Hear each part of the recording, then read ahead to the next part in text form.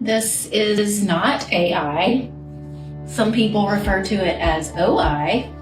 That stands for osseointegration, also known as bone-anchored prosthetics. This is the Oprah implant system, anchored in my femur.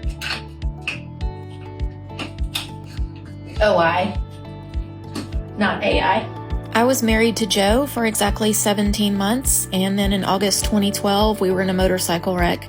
Joe was killed, and I broke every bone in my right leg in several places, which led to many surgeries over the next 3 years trying to save the leg, but it really wasn't salvageable. So I opted for above-knee amputation and was originally fit with a traditional socket-style prosthesis. I did great with that for nearly 2 years until I started to develop heterotopic ossification. Essentially, I had bone spurs growing at the end of my femur, and each time a new spur grew, I had to have a revision surgery, and each surgery made my leg shorter and shorter until my surgeon said he wasn't going to cut away any more length. So I just lived that way for a couple of years. Wheelchair and crutches, no prosthesis. And then osseointegration became a thing. So in 2021, I started my journey with the Integrum Oprah implant system, and I relearned how to walk. It took about a year to learn how to walk without assistance again, and it's been kind of up and down, but I haven't had any new spurs.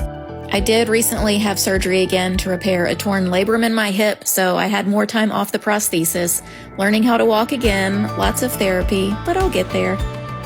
This is my leg, for all wondering, but this is not sharp at all. It's actually quite blunt. No need for a cover. I haven't ever injured myself or anyone else or ripped any bedding. This is a really common question that I get. People think that having a bone-anchored prosthesis is painful, or that it's painful to put my full body weight on it. It's not painful at all. I actually used a traditional socket-style prosthesis for almost 2 years, so this is a socket. It's hard. This part at the top is kind of flexible, but it doesn't have that much give. It goes pretty much all the way up to the groin.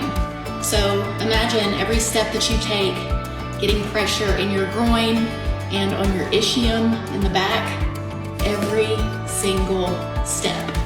This is from 2016. You can see, all up in the groin, all up on the ischium. It's not really comfortable. I was very active in my socket, and I frequently ended up with bruises on my limb. I also dealt with a lot of skin irritation from the liners. My scar line was not very smooth after a couple of revisions, so that always got irritated in the socket too. Some people never really have any issues with a socket. For me, I'm thankful that I had the option for a bone-anchored prosthesis, because now I don't have the skin breakdown, I don't get the bruising, I don't have sweat issues. Everything fits the same way every single time, and it's been a lot more functional for me.